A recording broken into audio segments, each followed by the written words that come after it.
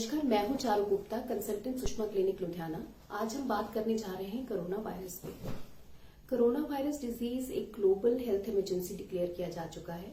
100 से भी अधिक देश इसकी गिरफ्त में आ चुके हैं और अब भारत भी इस बढ़ती समस्या का सामना कर रहा है। इसीलिए इस विषय में बात करना बहुत जरूरी है। सबसे पहले हम जानते हैं कि कोरोना वायरस है क्या। कोरोना वायरस एक फैमिली ऑफ वायरसेस है जो जानवरों में पाया जाता है। ऐसे कुछ वायरस आपने पहले भी सुने होंगे, जैसे सार्स कोरोना वायरस, मर्स कोरोना वायरस, जो पहले महामारी के तौर पे फैल चुके हैं। लेकिन जो कोविड-19 जिसका सामना हम अब कर रहे हैं, वो एक म्यूटेटेड स्ट्रेन है, हमारे लिए नया है। इसीलिए उसकी कोई वैक्सीन हमारे पास नहीं है, उसकी कोई स्टैंडर्डाइज्ड ट्रीटमेंट हमारे पास नहीं है और इसी वजह से ये पूरी दुनिया में बड़ी तेजी से फैल चुका है। तो हम इसको फाइट करने के लिए क्या कर सकते हैं? इसकी 2 स्ट्रैटेजीज हो सकती हैं। पहला, पेशेंट को पहचानना, यानी उसके सिम्टम्स को पहचानना, उसके लक्षण पहचानना और उसको स्क्रीनिंग के लिए भेजना, ताकि जल्द से जल्द ऐसे पेशेंट सेग्रीगेट हो जाए, नॉर्मल पॉपुलेशन से अलग हो जाए और उनकी ट्रीटमेंट हो सके। दूसरा, उसकी ट्रांसमिशन को रोकना, एनिमल टू ह्यूमन ट्रांसमिशन और ह्यूमन टू ह्यूमन ट्रांसमिशन, यानी कि जानवरों से इंसानों तक की ट्रांसमिशन और इंसानों से इंसानों तक की ट्रांसमिशन हमें रोकनी है। ये 2 चीजें हमें फॉलो करनी है। इसके लिए सबसे पहले हम देखेंगे कि इसके सिम्टम्स क्या हैं, इसके लक्षण क्या हैं। कोरोना वायरस से ग्रस्त पेशेंट्स को 3 कैटेगरीज में डिवाइड किया जाता है, जैसे माइल्ड, मॉडरेट एंड सिवियर। जो माइल्ड पेशेंट्स होते हैं वो सिर्फ रनिंग नोज के साथ प्रेजेंट कर सकते हैं। जो मॉडरेट होते हैं वो खांसी, बुखार या सांस में तकलीफ, इन सब सिम्टम्स के साथ प्रेजेंट करते हैं। ऐसे पेशेंट को इमीडिएट मेडिकल अटेंशन चाहिए। आप हेल्थ अथॉरिटीज को रिपोर्ट करें और स्क्रीनिंग कराएं इमीडिएटली। जो तीसरी कैटेगरी है वो है जिन पेशेंट्स को निमोनिया हो जाता है। ऐसे पेशेंट को इमीडिएट हॉस्पिटलाइजेशन की जरूरत होती है। ऐसे पेशेंट्स को अगर नहीं प्रॉपर्ली ट्रीट किया जाए या फिर बीमारी बढ़ जाए तो उनको किडनी फेलियर भी हो सकता है। लेकिन हमें ये याद रखना है कि इन हॉस्पिटलाइज पेशेंट में से 80 to 85% जो पेशेंट्स हैं वो ट्रीट हो जाते हैं।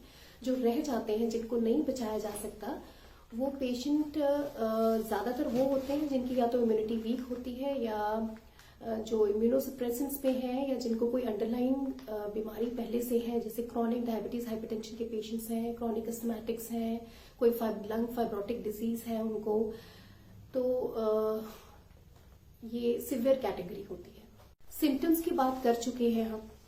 अब हमें देखना है कि इसका ट्रांसमिशन होता कैसे है और इसे हम कैसे रोक सकते हैं। ह्यूमन टू ह्यूमन ट्रांसमिशन कैसे होता है कि जब कोई इंसान खांसता है या छींकता है तो उससे निकलने वाला जो तरल पदार्थ है, जो फ्लूइड मटेरियल है, वो आप 1 मीटर या 3 फीट की दूरी तक फैल जाता है। अगर उस दायरे के अंदर कोई इंसान है तो उसका वो तरल पदार्थ या वो कीटाणु उस इंसान के शरीर पे लगेगा, उसको इन्फेक्ट करेगा। या फिर अगर वो आसपास के कोई वस्तुएं हैं या कहीं भी वो पदार्थ गिरता है तो वो इन्फेक्टिव मटेरियल वहां पे रहेगा और कुछ घंटों के दायरे में अगर कोई भी बंदा, कोई भी इंसान उसको छूता है तो वो इन्फेक्शन उसको ट्रांसमिट हो जाएगी। तो हमें ये 2 चीजें रोकनी है। तो इसको रोकने के लिए हमें क्या करना है? सबसे इम्पोर्टेंट जो इसमें है वो है हैंड हाइजीन, यानी हाथों को किस तरीके से धोना है। तो इसके बारे में हम थोड़ी देर बाद डिटेल में बात करेंगे। जो दूसरा पॉइंट है, खांसते और छींकते वक्त हमें क्या ध्यान रखना है। सबसे पहला है, अगर आपको खांसी है या आपको स्नीजिंग की प्रॉब्लम है तो आप मास्क का इस्तेमाल करें। अगर आप मास्क का इस्तेमाल नहीं कर रहे हैं तो आप टिश्यू का इस्तेमाल करें। टिश्यू का इस्तेमाल करने के बाद आप ये ध्यान रखें कि आपका जो इन्फेक्टिव टिश्यू है या यूज टिश्यू है उसको आप ढक्कन वाले किसी बिन में डालेंगे, क्लोज्ड बिन में ही डालें। तीसरी चीज, अगर आपके पास टिश्यू उस वक्त अवेलेबल नहीं है तो आप अपनी कोहनी को आगे करके, यानी इस तरीके से कोहनी को आगे करके खांसे या छींके, ताकि आपका जो इन्फेक्टिव मटेरियल है आपके कपड़ों में ही फिल्टर हो जाए। और घर जाके आप वो कपड़े बदल सकते हैं, उसको वॉशिंग में डाल सकते हैं और दूसरे कपड़े पहन सकते हैं। तीसरी चीज जो आपने ध्यान रखनी है कि लोगों से मिलना कैसे है। मिलते वक्त आप ध्यान रखें कि वही पुराना ट्रेडिशनल नमस्कार का तरीका आप अपनाएं। लोगों को हैंडशेक करना अवॉइड करें, हग करना अवॉइड करें, किस करना अवॉइड करें।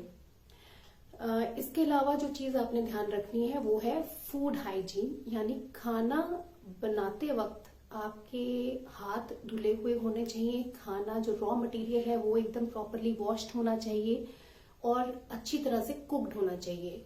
मीट की कुकिंग, स्पेशली अगर आप मीट खा रहे हैं तो वो प्रॉपरली कुक्ड होना चाहिए। एग खा रहे हैं, एग प्रॉपरली कुक्ड होना चाहिए। तो ये बात हुई हैंड हाइजीन की, रेस्पिरेटरी हाइजीन की, फूड हाइजीन की, कैसे लोगों से कांटेक्ट कैसे आपने मेंटेन करना है। जो इसके अलावा जो चीज है कि पब्लिक गैदरिंग्स आप अवॉइड कीजिए, ट्रैवलिंग आप अवॉइड कीजिए। पब्लिक गैदरिंग्स में अगर आप जाते हैं तो आप गैदरिंग से वापस आने के बाद आपके हाथ धोने जरूरी हैं, क्लोथ्स चेंज करने आप कोशिश करें कि क्लोथ्स भी आप चेंज कर लें। इसके अलावा जो चीज आप बहुत ही ज्यादा जरूरी है आपके लिए वो है एनिमल्स के साथ, जानवरों के साथ कांटेक्ट। अगर आप जानवरों के साथ कांटेक्ट अवॉइड कर सकें तो बहुत अच्छा, लेकिन अगर वो अनअवॉइडेबल है तो प्रोटेक्टिव क्लोथिंग के साथ ही आप जानवरों के साथ कांटेक्ट मेंटेन करें। और उसके बाद कांटेक्ट मेंटेन करने के बाद आप उन क्लोथ्स को चेंज कर लीजिए और कोशिश करें कि वो आपके जो कपड़े हैं वो आपके दूसरे फैमिली मेंबर्स या सगे संबंधियों के कांटेक्ट में नहीं आए। आप उसको वॉशिंग में डाल दें और चेंज कर लें। और इसके अलावा ट्रैवल के वक्त आपने ध्यान रखना है कि ट्रैवलिंग के वक्त जितने भी पॉइंट्स हमने सेफ्टी पॉइंट्स ऊपर डिस्कस किए हैं वो सेफ्टी पॉइंट्स आप इस्तेमाल करें। अपनी जो इन्फेक्टेड हैंड्स हैं आप कोशिश करें, आप जब तक आपने हैंड वॉश नहीं किया आप समझिए कि हैंड्स इन्फेक्टेड है। आप हाथों से अपनी आंखों को, अपनी नाक को या मुंह को बिल्कुल भी टच ना करें, अवॉइड करें अपने फेस को टच करना। तो ये कुछ पॉइंट्स हैं जो हाइजीन के वक्त आपने ध्यान रखने हैं। हम जो डिटेल में डिस्कस करना चाहते हैं वो है सबसे पहला पॉइंट, वो जो है हैंड हाइजीन, यानी हाथ धोते वक्त क्या ध्यान रखना है, किस चीज से आपने हाथ धोने हैं, कब धोने हैं और कैसे धोने हैं। हाथ धोते वक्त कोशिश करें कि आप सोप और बहते हुए पानी का इस्तेमाल करें, सोप एंड रनिंग वाटर। तो अगर आपके पास उस टाइम पे सोप और रनिंग वाटर अवेलेबल नहीं है तो आप एल्कोहल बेस्ड स्क्रब या सैनिटाइजर का यूज कर सकते हैं। फिर कब आपने हाथ धोने हैं, जब भी आप घर में एंटर करते हैं आप हाथ धोइए। आप अपनी वर्क प्लेस पे या ऑफिस में आप एंटर करते हैं या वहां से बाहर आते हैं हाथ धोइए। पब्लिक गैदरिंग से वापस आके हाथ धोइए। खाना खाने से पहले आप हाथ धोइए। टॉयलेट का इस्तेमाल करने के बाद हाथ धोइए। खाना करते वक्त भी आपने हाथ धोने हैं। किसी सिक पेशेंट को हैंडल करते वक्त या बच्चों को हैंडल करते वक्त भी आपने हाथ धोने हैं। अब ये सब हुआ कि हाथ किससे धोने हैं, कब धोने हैं, पर कैसे धोने हैं ये इससे भी ज्यादा जरूरी है। इसके लिए आपको 5 से 6 स्टेप्स का ध्यान रखना है। सबसे पहले आपने हाथ सोप अपने हाथों पर हथेली पे डालनी है और फिर उसको दोनों हथेलियों को इस तरीके से साफ कर लेना है। सेकंड स्टेप जो है, आपने हाथ के पिछले हिस्से को, दोनों हाथ के पिछले हिस्से को अच्छी तरह से साफ करना है। जो थर्ड स्टेप है, आपने दोनों थम्स को इस तरीके से साफ करना है। फोर्थ स्टेप जो है, आपने दोनों नकल्स को, हाथों के नकल्स को इस तरीके से साफ करना है। जो फिफ्थ स्टेप है, आपने दोनों हाथों के नाखूनों को अच्छी तरह से साफ करना है। और आखिरी स्टेप है, दोनों कलाइयों को अच्छी तरीके से साफ करना है। और ये पूरी प्रतिक्रिया जो है कम से कम 20 सेकंड की होनी चाहिए। अगर आप इतनी देर तक अपने हाथ पे रब करते हैं तो आप वायरस को किल कर सकते हैं। तो एक बार फिर से मैं आपके आगे हैंड वॉशिंग के जो स्टेप्स हैं वो रिपीट करूंगी। Number 1, number 2, number 3, number 4, number 5 and number 6। तो इस तरीके से हैंड वॉश करना बहुत जरूरी है। सिम्टम्स के बारे में बात करने के बाद और ट्रांसमिशन रोकने के लिए आप क्या स्टेप्स इस्तेमाल कर सकते हैं, उसके बाद हम कुछ मिथ बस्टर्स की बात करेंगे, यानी कुछ गलत फहमियां जो इस वक्त सोसाइटी में हैं। वो एक है कि गर्म पानी से ये वायरस मर जाता है। तो ये बात ध्यान रखें, हमारे पास अभी कोई इन्फॉर्मेशन नहीं है कि ये हीट रेजिस्टेंट वायरस है, हीट लेबाइल वायरस, ऐसा कुछ नहीं है। क्योंकि कई कंट्रीज में, कई देशों में इस वक्त टेम्परेचर बहुत हाई है, फिर भी ये वायरस फैल रहा है। तो इसलिए कोई भी क्लाइमेटिक कंडीशन हो, कुछ भी हो, हमें अपने आप को सतर्क रखना है, अपने आप को इसकी ट्रांसमिशन से बचाना है। तो ऐसा कुछ नहीं है कि गर्म पानी या अल्कोहल की सेवन से ये वायरस मर जाएगा। तो अपने आप को इस गलतफहमी में मत रखिए, तो और अपने आप को सतर्क रखें। दूसरी चीज कि ये वायरस सिर्फ ओल्ड एज पेशेंट्स को ही ये सीरियस प्रॉब्लम करता है, ऐसा भी नहीं है। कोई भी पेशेंट जो इम्यूनो कॉम्प्रोमाइज्ड होगा, जो कुछ ऐसी दवाइयों पे है जिससे इम्यूनिटी वीक होती है या जिसको अंडरलाइन कोई प्रॉब्लम है, वो ज्यादा रिस्क पे है। और जो है कि क्या हमें हर समय मास्क पहनने की जरूरत है, ऐसा भी नहीं है, क्योंकि कई बार कुछ लोगों को मास्क हैंडल करने में प्रॉब्लम आती है। वो बारी बारी उस मास्क को एडजस्ट करते हैं, जिस चक्कर में वो अपने हैंड्स को इन्फेक्ट कर लेते हैं। उन्हीं हाथों को अपनी आंखों पे, नाक पे या मुंह पे लगाएंगे और अपने आप को इन्फेक्ट कर लेंगे। चौथी चीज जो है, लोगों को लगता है कि अगर हम ग्लव्स का इस्तेमाल पब्लिक गैदरिंग के टाइम करें, वो भी रिकमेंडेड नहीं है, क्योंकि ग्लव्स से ज्यादा हाथ धोने पर ध्यान दें। अगर आप पब्लिक गैदरिंग से जाकर आते हैं और अपने हाथ धोते हैं रनिंग वाटर से, वो ज्यादा सेफ है। तो एक जो आखिरी जो मिथ है कि हाँ, हम मीट बिल्कुल नहीं खा सकते, ऐसा भी नहीं है।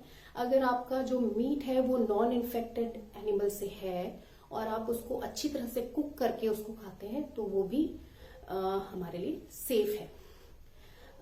तो कुछ मिथ बस्टर्स की भी हम बात कर चुके हैं।